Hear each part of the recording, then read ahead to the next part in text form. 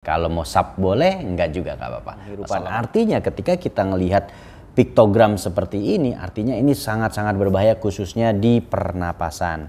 Contohnya, Assalamualaikum warahmatullahi wabarakatuh. Sobat Edu Damkar, kita akan belajar atau kita akan sharing terkait dengan bahan berbahaya dan beracun atau dangerous good.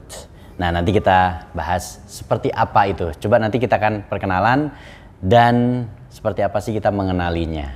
Oke, simak videonya.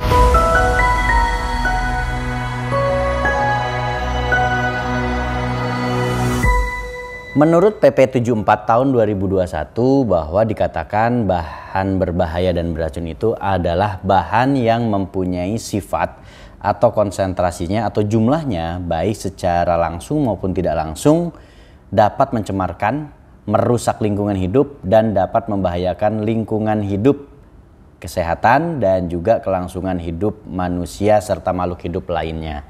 Nah, bahan berbahaya dan beracun ini sudah banyak beredar di masyarakat.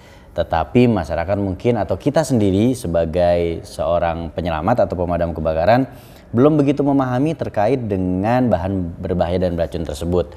Sehingga mungkin kita akan juga terpapar atau istilahnya kita bisa mengalami keracunan.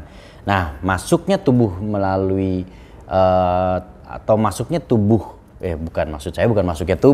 masuknya B3 ini ke dalam tubuh itu dapat dengan berbagai cara. Yang pertama adalah bisa karena masuknya tertelan. Bukan menelan ya, kalau menelan itu sengaja, tapi ini tertelan, artinya tidak sengaja. Kalau sengaja berarti namanya menelan. Ini tertelan atau dia terhirup atau mungkin dia terserap melalui kulit atau juga tertusuk. Nah, akibat dari paparan bahan berbahaya dan beracun atau B3 ini akan mengakibatkan atau berdampak terhadap tubuh kita dan bisa menimbulkan dampak atau penyakit. Baik itu penyakit akut yang kita rasakan tiba-tiba pingsan langsung atau muntah, mual dan sebagainya akut langsung kontan diterima, atau yang kronis yang kita nggak pernah tahu kejadiannya kapan, dampaknya juga kapan, tetapi itu bisa terjadi entah itu seperti cancer atau kanker atau penyakit lainnya. Nah, ini adalah bahaya daripada bahan berbahaya dan beracun atau dangerous goods. Nah, di PBB sendiri itu ada beberapa klasifikasi, diantaranya adalah bahan yang bersifat mudah meledak, kemudian gas-gas yang dimampatkan. Klasifikasi ketiga adalah zat cair yang mudah menyala. Klasifikasi keempat adalah bahan padat yang mudah menyala. Klasifikasi kelima adalah bahan pengoksidasi dan organik peroksida. Nah, itu bisa kita lihat. Nah, bahan pengoksidasi itu bahan tersebut bisa membantu atau bisa bukan menimbulkan kebakaran tapi bisa membantu proses kebakaran, artinya akan lebih mempercepat atau memperparah proses kebakaran tersebut. Kemudian bahan beracun dan infeksius atau infeksi, kemudian atau bahan radioaktif. Yang ke-8 itu bahan korosif dan yang terakhir atau yang ke-9 adalah bahaya lainnya. Nah, dalam B3 kita mesti mengenal beberapa terminologi. Nah, terminologi ini penting untuk kita sebagai seorang pemadam kebakaran atau seorang rescuer. Ada yang disebut dengan auto ignition temperature, yaitu adalah temperatur yang paling rendah di mana suatu cairan akan menyala tanpa suatu sumber pengapian eksternal. Jadi dengan sendirinya cairan tersebut akan menyala. Nah, itu namanya auto ignition temperature. Kemudian ada yang namanya titik nyala. Titik nyala itu apa? Adalah temperatur terendah suatu cairan untuk menghasilkan uap di udara sehingga dapat menyala baik dekat permukaan cairan maupun di udara terbuka. Itu adalah titik nyala. Misalkan bensin dengan solar. Mana titik nyala yang lebih rendah? Yaitu bensin. Ya kan, bensin itu kalau nggak salah sekitar minus 40-an derajat deh. Tapi kalau solar itu membutuhkan panas yang cukup tinggi sekitar 60 derajat. Kemudian titik didih adalah titik di mana temperatur suatu cairan dengan tekanan 14,7 psi dan mulai mudah mendidih, itu namanya titik didih.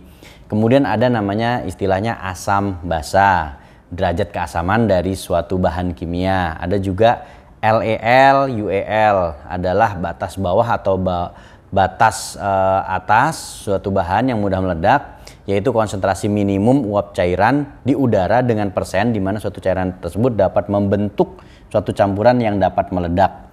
LFL atau low flammable limit, ya, low flammable limit atau UFL upper flammable limit. Kalau LEL dan UL tadi kan low explosive limit. Nah, kalau UEL adalah upper explosive limit. Nah, ini ada namanya LFL dan UEL. UFL yaitu batas bawah atau batas atas atau batas bawah bahan meledak, yaitu konsentrasi minimum uap cairan di udara dengan persen di mana suatu cairan dapat membentuk suatu campuran dan dapat menyala. Itu namanya LF. Nah, ini beberapa terminologi yang perlu diketahui. Selain itu, B3 bahan berbahaya dan beracun tersebut memiliki dampak, yaitu diantaranya adalah kebakaran, kemudian kesehatan maupun dampak terhadap lingkungan. Lalu bagaimana sih kita bisa mengetahui informasi terkait dengan B3? Ini ada beberapa cara atau beberapa sumber informasi yang bisa kita dapatkan. Di antaranya adanya label. Yang kedua MSDS atau Material Safety Data Sheet. Atau juga kita bisa ngelihat yang namanya NFPA Diamond atau NFPA 704 atau HACCP code. Di antaranya adalah itu. Masih banyak informasi-informasi lainnya. Mungkin teman-teman yang tahu bisa ngasih informasi dengan cara menulis di komentar. Nah, kita bahas dulu satu persatu. Video berikutnya nanti juga kita akan bahas yang berikutnya. Yang pertama label. Nah, label ini umumnya di Indonesia menggunakan piktogram GHS. Apa itu GHS? GHS itu adalah Globally Harmonized System of Classification and Labeling of Chemical. Nah, digunakan GHS ini atau piktogram GHS ini adalah untuk penyimpanan, penggunaan, pengangkutan bahan kimia. Nah, bentuknya seperti apa? Sering kita lihat, cuma mungkin kita nggak sadar. Pokoknya label bahan kimia aja seperti itu ya. Dimana sistem piktogram GHS ini dikembangkan oleh PBB sebagai cara terpadu untuk memberitahu pengguna dan layanan penyelamatan dari kategori bahaya yang terkait dengan produk-produk kimia. Nah, bentuknya seperti apa? Bentuknya itu kotak dengan sudut tertentu, kemudian ada garis merah, kemudian di tengahnya itu tanda bahayanya. Nah, tanda bahayanya itu berwarna hitam. Nah, seperti itu. Jadi bentuknya seperti itu. Nah, ukurannya disesuaikan sehingga mudah dilihat. Nah, itu adalah piktogram GHS. Nah, sekarang kita lihat piktogram GHS itu apa saja di antaranya. Nih, menurut saya ngambil dari Wikipedia ya. Ini ada gambar seperti ini, yaitu GHS 01 eksplosif. Kita bisa lihat dari bentuknya yang kita bisa lihat gambar tersebut. Nah, kira-kira penjelasannya adalah merupakan isi dari wadah tersebut adalah sebuah bahan peledak atau campuran dan benda-benda termasuk yang diproduksi untuk membuat peledak praktis. Nah, contohnya isinya adalah trinitrotoluena, TNT lah ya gitu ya. TNT atau asam piktarat. Kemudian GHS yang kedua yaitu adalah bahan yang dimana bahan tersebut mudah terbakar. Baik itu gas yang mudah terbakar, aerosol yang mudah terbakar, cairan yang mudah terbakar, padatan yang mudah terbakar, zat atau campuran yang juga mudah terbakar, dan lain sebagainya. Nah, di mana kategorinya? Ketika dia dalam bentuk gas, maka gas yang mudah terbakar dianggap memiliki kisaran tingkat kemudahan untuk terbakar dengan udara pada suhu 20 derajat Celcius dan tekanan 101,3 kPa. Kemudian cairan yang mudah terbakar itu masuk kategori yang memiliki titik nyala tidak lebih tinggi daripada 93 derajat Celcius. Kemudian padatan yang dapat dengan mudah dipicu api atau menyebabkan pembakaran atau pembakaran berkelanjutan akibat gesekan juga dikategorikan dalam kategori yang mudah terbakar. Nah, ini GHS 02. Selanjutnya ada GHS 03 yaitu pengoksidasi, yaitu adalah gas pengoksidasi, cairan pengoksidasi atau padatan pengoksidasi. Silahkan cari tahu apa itu pengoksidasi. Nah, zat pengoksidasi itu dianggap tidak harus mudah terbakar sendiri, tetapi mendukung proses pembakaran zat lainnya. Nah, biasanya bahan tersebut akan melepaskan oksigen, makanya dia disebut dengan pengoksidasi. Dan pengoksidasi ini masuk dalam kategori kelompok GHS 03 atau gambar GHS piktogram 03. Contoh daripada bahan pengoksidasi yaitu diantaranya adalah oksigen, kemudian kalium permangkanat, kalium dikromat. Nah, ini merupakan contoh-contoh daripada gas pengoksidasi. Selanjutnya GHS 04 yaitu gas yang terkompresi. Nah, gas yang terkompresi itu macam-macam kan gitu ya. Kita bisa mulai dari oksigen, CO2, mungkin nitrogen dan sebagainya. Itu adalah gas yang terkompresi, termasuk udara gitu ya. Bisa juga gas cair ataupun gas cair pendingin ataupun gas terlarut.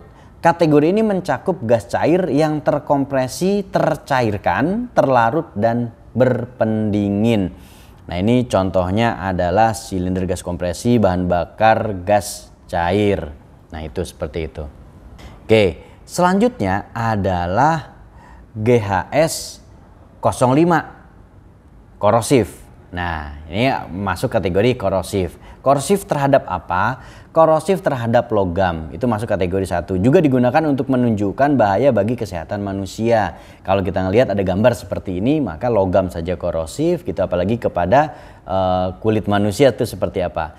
Nah, ini adalah merupakan zat dan campuran yang bereaksi secara kimia dengan logam, juga mampu merusak atau menghancurkannya, termasuk kepada manusia. Nah, contohnya adalah asam klorida, bromin. Nah, itu adalah piktogram yang berhubungan dengan bahaya fisik.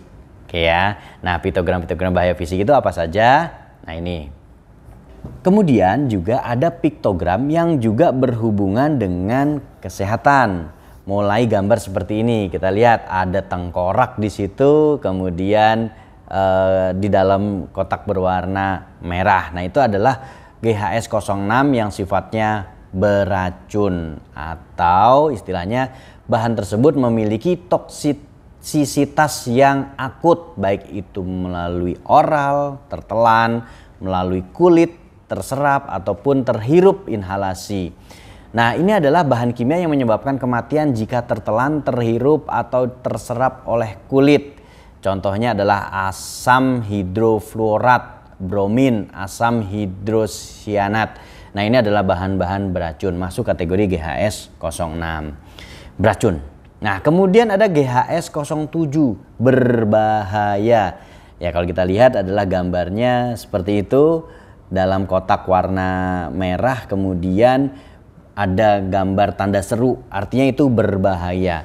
Itu bisa dikategorikan bahan tersebut memiliki toksisitas akut, kemudian iritasi kulit, iritasi mata, kepekaan kulit, toksisitas sistemik organ target khusus setelah paparan gitu kan, kemudian iritasi saluran pernapasan, efek narkose atau efek narkotika. Nah, ini merupakan zat yang menyebabkan bahaya yang ditentukan tetapi kurang berbahaya bagi kesehatan. Maksudnya seperti apa nih? Contohnya adalah hidrokarbon, limonena gitu. Itu merupakan bahan-bahan di mana bahan-bahan tersebut adalah menyebabkan bahaya yang tertentu tetapi tidak terlalu bahaya terhadap kesehatan. Nah, tapi tetap aja berbahaya, dangerous kan gitu ya. Hati-hati.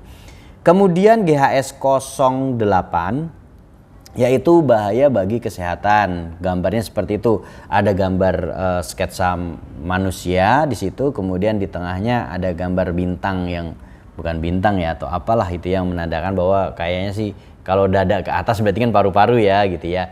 Artinya apa? Bahan tersebut bersifat sensitif terhadap pernapasan, atau dia bahannya tersebut bersifat mutagenik atau karsinogenik, kemudian toksisitas terhadap proses atau terhadap organ reproduksi, kemudian juga sistem organ tertentu, bahaya terhadap penghirupan. Artinya ketika kita melihat piktogram seperti ini, artinya ini sangat-sangat berbahaya khususnya di pernapasan. Contohnya apa? Adalah zat dan campuran dengan berbagai efek toksik pada zat tertentu atau efek berbahaya kronis seperti benzena, isosianat, kemudian metanol, itu berbahaya.